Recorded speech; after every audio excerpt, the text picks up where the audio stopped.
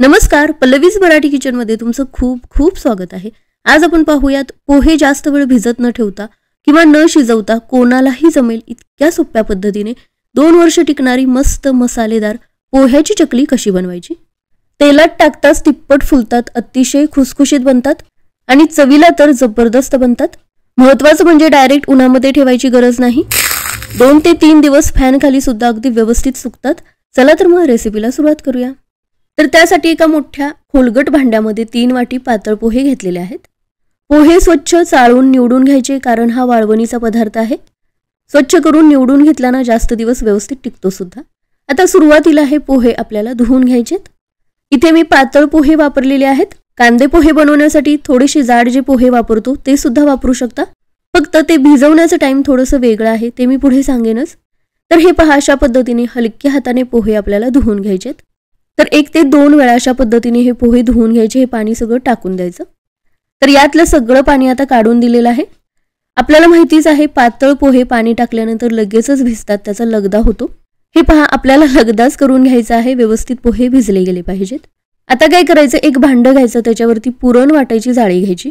यामध्ये हे धुवून घेतलेले पोहे काढून घेतले। अतिशय सोपी पद्धत आहे। पोहे आपल्याला जास्त वेळ भिजत ठेवायची गरज नाही किंवा शिजवत बसायची सुद्धा गरज नाही। चाळ्यामध्ये काढून घेतल्यानंतर पुन्हा एकदा पाणी यामध्ये घेतलं। आता काय करायचं, पोहे आपल्याला हलक्या हाताने दाबून घ्यायचेत। हे घातलेलं जे पाणी आहे ना, ते सगळं निथळून घ्यायचंय। पोहे अगदी आतपर्यंत एकसारखे मऊ आपल्याला हवे आहेत, त्यामुळे यामध्ये सुद्धा थोडंसं पाणी घेऊन हलक्या हाताने दाबून घ्यायचं। पोह्याची कन्सिस्टन्सी अगदी परफेक्ट आपल्याला हवी आहे, तरच याच्या चकल्या व्यवस्थित पडणार आहेत। त्यामुळेच ही महत्त्वाची स्टेप आहे। हलक्या हाताने दाबून झाल्यानंतर बोटानेच याला होल करून घ्यायचे। यामुळे यामध्ये थोडंसं जरी पाणी राहिलं असेल ना, तर ते सुद्धा पूर्णपणे निघून जाईल।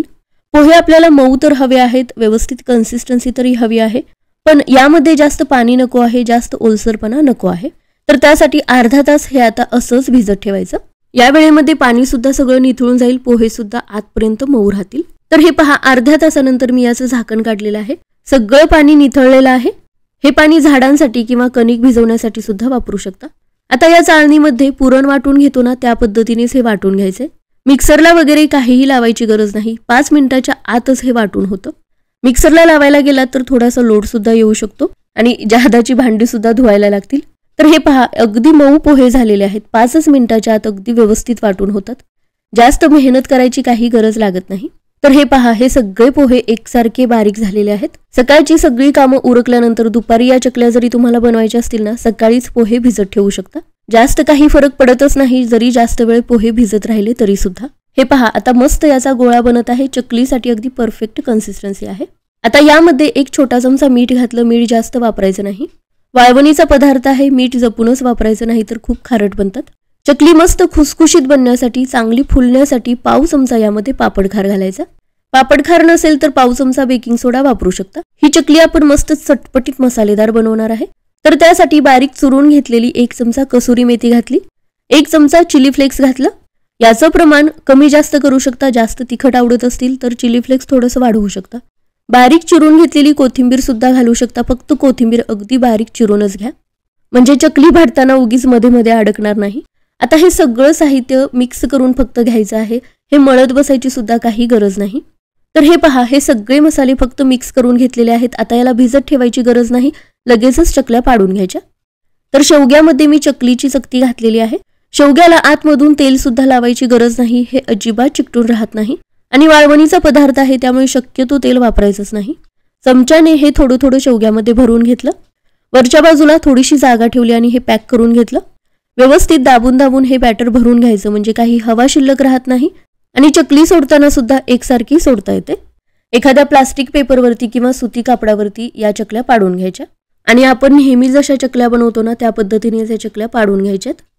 पोहे भिजवून घेतल्यामुळे अगदी परफेक्ट याला कन्सिस्टन्सी येते, अगदी व्यवस्थित याला चिकटपणा येतो, त्यामुळे एकही चकली सोडताना अजिबात तुटत नाही। आणि हे पहा, चकल्यांना मस्त काटे सुद्धा आलेले आहेत।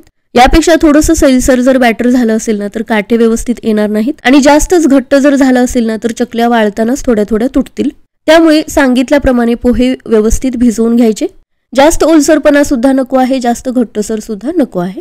आता इथे मी पातळ पोहे वापरलेले आहेत। जाड पोहे जर वापरणार असाल तर सगळी हीच प्रोसेस करायची आहे। फक्त भिजवताना 1 ते 1.5 तास पोहे चांगले भिजवून घ्या। म्हणजे काय होईल, आतपर्यंत ते पोहे चांगले मऊ होतील, कन्सिस्टन्सी सुद्धा व्यवस्थित येईल. आता सगळ्यात महत्त्वाची गोष्ट म्हणजे चकल्या सगळ्या पाडून झाल्या की याची दोन्ही टोके व्यवस्थित चिकटवून घ्यायची, नाहीतर सुकल्यानंतर ती वेगळी होऊ शकतात आणि तेलामध्ये टाकल्यानंतर सुद्धा वेगळे होऊ शकतं. तर या पद्धतीने सगळ्या चकल्या बनवून घेतलेल्या आहेत. शक्यतो एवढ्याच आकाराच्या चकल्या बनवा, कारण तेलामध्ये टाकल्यानंतर थोड्याशा त्या फुलतात सुद्धा. 3 वाटी पातळ पोह्यांच्या 60 पेक्षा जास्त चकल्या बनवून तयार झालेल्या आहेत. 1 दिवस फॅन खालीच मी सुकवून घेतल्या, त्यानंतर 2 दिवस उन्हामध्ये सुकवून घेतलेल्या आहेत.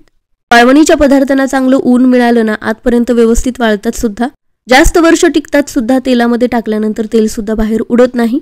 आत्ता चकल्यांचा रंग थोडासा वेगळा दिसतोय, पण तळल्यानंतर मस्त पांढरा शुभ्र बनतात. आणि हे पहा, तेलात टाकताच ही चकली मस्त फुललेली आहे. यामध्ये मसाले सुद्धा वापरलेले आहेत, त्यामुळे खुसखुशीत तर बनतातच, चवीला सुद्धा खूप छान लागतात. इतक्या या खुसखुशीत बनतात ना, तोंडात टाकताच जिभेवरच विरघळतात. आणि हे पहा, तळल्यानंतर सुद्धा मस्त पांढरा शुभ्र रंग आलाय, मस्त खुसखुशीत बनलेले आहेत. 3 वाटी पोह्याच्या फक्त मी चकल्या बनवलेल्या आहेत. 60 पेक्षा जास्त चकल्या बनवून तयार होतात.